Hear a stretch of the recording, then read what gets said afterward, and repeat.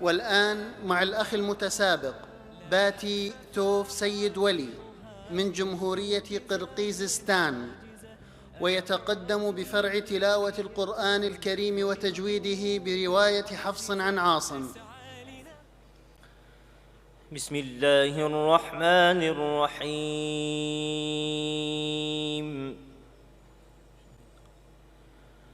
ألف لام ميم.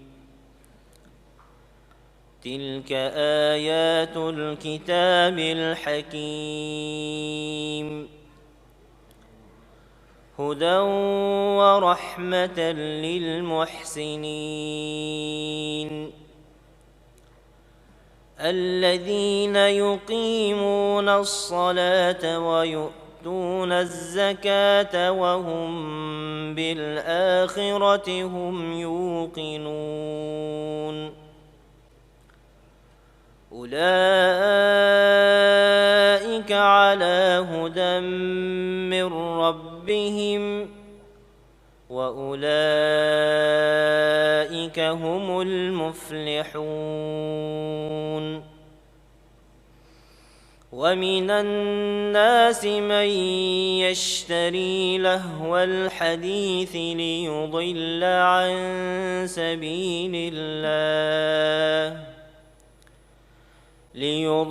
عن سبيل الله بغير علم ويتخذها هزوا.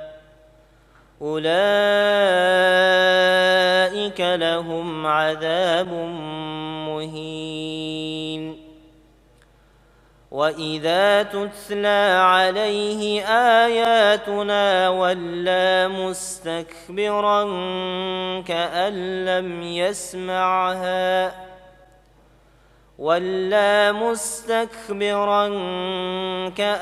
لم يسمعها كأن في أذنيه وقرا. فبشره بعذاب أليم.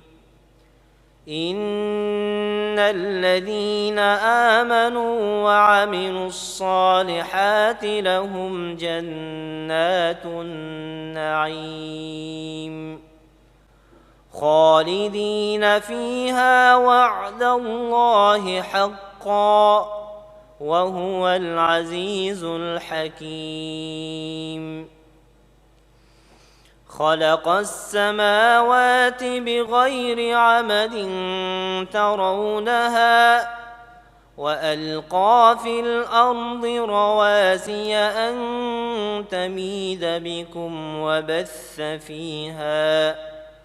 وبث فيها من كل دابة وأنزلنا من السماء ماء